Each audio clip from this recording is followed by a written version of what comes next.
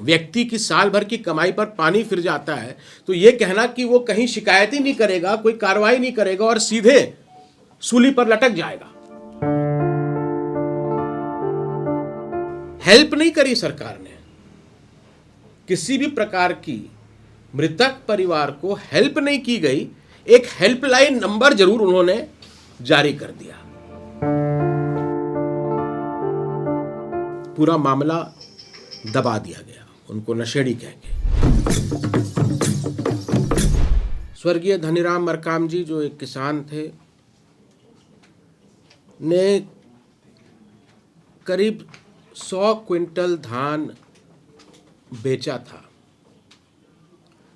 इस वर्ष पटवारी को रिश्वत नहीं देने के कारण उनके धान का रकबा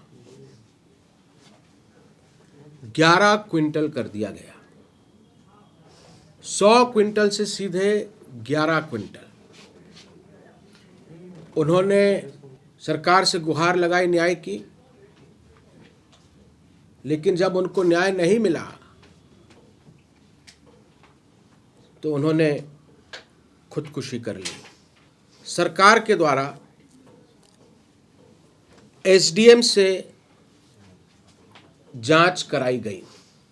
एसडीएम ने जो अपनी जांच रिपोर्ट प्रस्तुत की है, मृतक धनीराम के पुत्र की मृत्यु 2 वर्ष पूर्व हो गई थी, जिसके संबंध में मृतक की पत्नी व परिजनों, उनकी 2 बिटियां हैं, इन्होंने बताया, ये एसडीएम कह रहा है, कि उक्त घटना से मृतक अवसादग्रस्त था और मानसिक रूप से व्यथित होकर शराब का सेवन करने लगा था, जिसके कारण उसने आत्महत्या करी। अब मेरे पास मृतक के पुत्र का ये डेथ सर्टिफिकेट है, जो सरकार के द्वारा ही इश्यू किया गया है। एसडीएम के अनुसार मृतक के बेटे का देहांत 2 वर्ष पूर्व हुआ, मतलब 2018 में, पर इसके अनुसार वो 2016 में ही स्वर्गवासी हो गया था।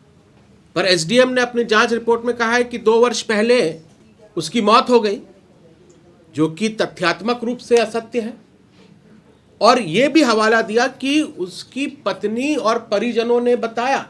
यहाँ उसकी पत्नी है, उनके साले साहब मेरे पीछे खड़े हैं, उनकी बिटियां हैं, ये कहने को तैयार हैं कि हमने कभी भी इस तरह का बयान नहीं दिया था।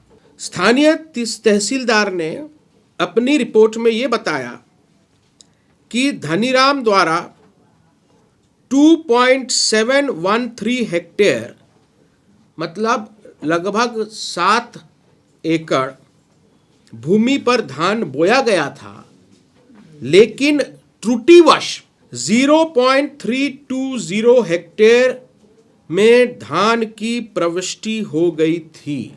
इस बात को कोई नकार नहीं रहा है, सरकार भी नहीं नकार रही है, कि जहां सरकार को 15 क्विंटल प्रति एकड़ के हिसाब से 100 क्विंटल धान लेना था, जिस किसान ने 7 एकड़ में खेती करी, उसको ये दिखा दिया कि नहीं, इसका तो 1 एकड़ भी जमीन नहीं है, मात्र 0.7 एकड़ जमीन है, और जो उसका टोकन इश्यू हुआ केवल 11 क्विंटल का।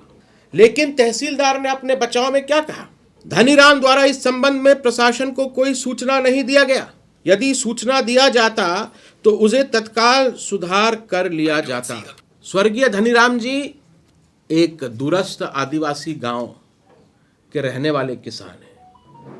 उन्होंने समिति के प्रबंधक से शिकायत करी, उन्होंने वहाँ के पटवारी से शिकायत करी, वे ब्लॉक मुख्यालय जाकर वहाँ के तहसीलदार और संबंधित अधिकारियों से भी मिले, जहाँ तक उनकी पहुँच थी।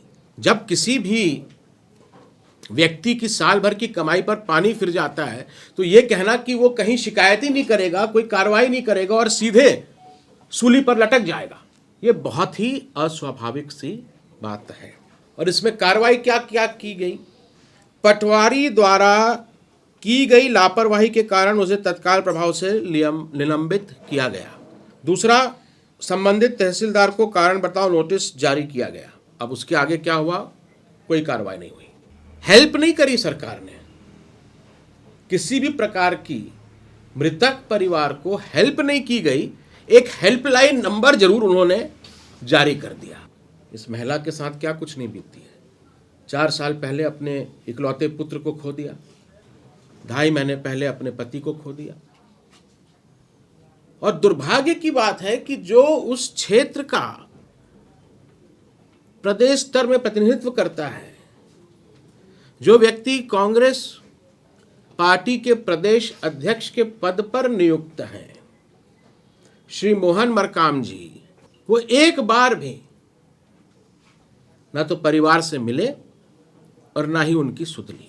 एक तरफ तो वो ट्रैक्टर रैली निकाल रहे हैं कोंडागांव में, मुख्यमंत्री ने अभी हाल ही में वहां जाकर किसान सम्मेलन किया, ऐसा किसान सम्मेलन किया कि सारा ट्रैफिक वहां बंद कर दिया गया। इसके साथ ही जो कर्जा माफी की बात करती है सरकार, धानीराम मरकाम की किसान के पासबुक के अनुसार 9/7/2020 को उनसे 61,932 रुपया कर्जा दर्शाया गया और कर्जा चुकाने का उनको नोटिस भी दिया गया। एक तरफ किसान के धान का रकबा 10% घटा दिया, दूसरी तरफ उसको कर्जे के बोझ से लाद दिया। और जब इन सब बातों को लेकर हम लोगों ने जिला प्रशासन का ध्यान आकृष्ट किया, मृत्यु 2 दिसंबर को हुई। धान खरीदी प्रदेश में 30 जनवरी तक चली। 29 तारीख को शाम को 6 बजे इनका नया टोकन जारी किया गया 100 क्विंटल धान के लिए। आखिरी दिन, अब क्योंकि कोई सहायता मिली नहीं थी तो मजबूरी में सुमित्रा बाई मरकाम ने, जो उनके घर में धान पड़ा था, इस बीच उसको बिचौलियों को 1200 रुपया, मतलब 12 रुपए प्रति किलो के दर से बेच दिया, जबकि उसका समर्थन मूल्य सरकार द्वारा अपने 2500 रुपया प्रति क्विंटल निर्धारित। पूरा मामला दबा दिया गया, उनको नशेड़ी कह के, कि मृतक की दोनों बेटियों को सरकार नौकरी दे सकती है, आंगनवाड़ी में दे सकती है, मितानिन बना सकती है, कई नौकरियां हैं सरकार के पास। जो धनीराम जी के साथ अन्याय हुआ है, हम मांग कर रहे हैं कि सरकार इस परिवार को 25 लाख रुपया मुआवजा दे। मैंने अपनी तरफ से उनको 1 लाख रुपए की सहायता राशि अपने विधायक पेंशन से उनको दी है, क्योंकि मुझे लगता है कि विधायकों को पेंशन देना उचित कदापि नहीं है। तो मैं ये चेक श्रीमती सुमित्रा मरकाम को दे रहा हूँ। रोचक खबरों के लिए topchan.com को फेसबुक और ट्विटर पर फॉलो करें, यूट्यूब पर सब्सक्राइब करें।